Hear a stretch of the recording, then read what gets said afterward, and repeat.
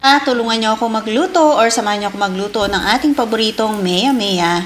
Hindi pa pala to nakaliskisan, so hiniwa ko na agad sa gitna. Sorry naman. Ang gagawin natin dyan ay kaliskisan muna natin. Kasi naman, nagtaka ko, kala ko naman nakaliskisan na ni kuya to kasi pinalinis ko na agad to. Usually talaga, para hindi ako mahasel sa pagluluto ay pinapalinisan ko na, pinapakaliskisan ko na, pinapaalis ko na yung hasang ng isda kapag bumibili ako. Ayan. So, malinis na po yung loob niya, wala nang hasang-hasang. Tapos, ay gilit-gilitan lang natin yung ating maya-maya. Lagyan lang natin ng asin yan, budburan lang natin magkabilaan para naman mas maayos ang kalalabasan at mas malasa. Dyan na dyan pa lang. Itabi muna natin yan at maghiwa muna tayo dito at magbalat muna tayo ng ating bawang.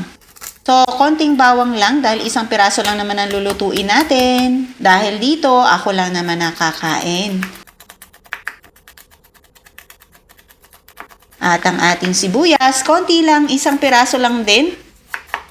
Itong ating luya, syempre, parang yung kasing laki lang ng hinlalaki yung pagkakahiwa. Nasa inyo na kung gaano kalalaki rin ang pagkakahiwa. Kamatis, naghiwa na rin ako at itong ating bell pepper. Sabi nga nila sa maya-maya, ito daw yung pinaka-masarap na luto.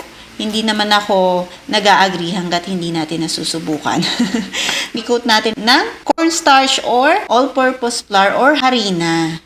Ayan. Taktak natin yung excess na harina. Basta kumapit lang yung harina ay okay na yan. Make sure lang din na mainit na yung inyong mantika bago nyo iprito dito sa ating kawali. Ayan. So, iprito lang natin magkabilaan. Make sure lang na medyo crispy-crispy yan. Pero nasa inyo na kung gaano ka-crispy ang gusto nyo. Kung gusto nyo masunog ay mas okay din na kayo naman bahala at kayo naman po ang kakain.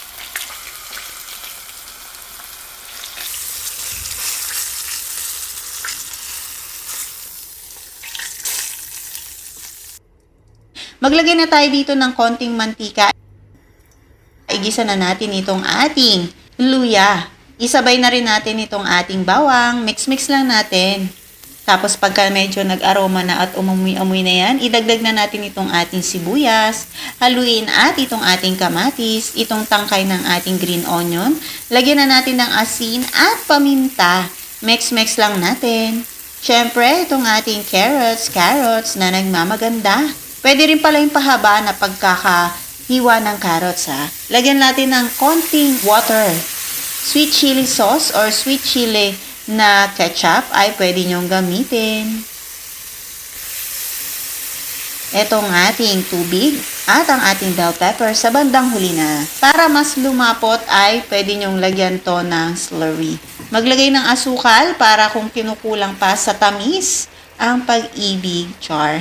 Mix na natin at palaputin. Itong ating suka. So, yung sauce kasi or sweet chili sauce ay malapot na. Kung nakukulangan nga kayo, lagyan natin ito ng slurry combination lang ng cornstarch and water or kaya harina and water. Yung green onion kapag iaalis na yung ating sauce dyan.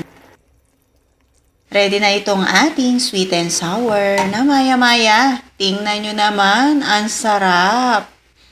Sino may favorite neto? O diba? Crispy outside, juicy inside. Talagang masarap at mainit-init pa. Kung nag-enjoy ka dito ay wag mong kalimutang mag-follow sa ating Mami K of Crush Kusina. Bye-bye!